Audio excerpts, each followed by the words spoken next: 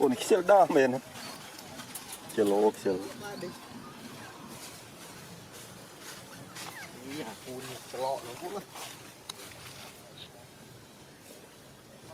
miền rực đỏ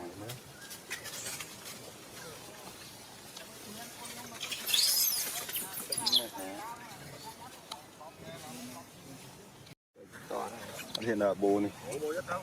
bố đâm chơi ra nữa bố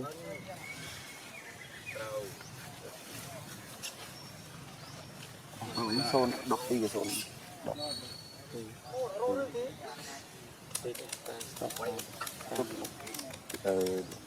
chỉ cần tập nén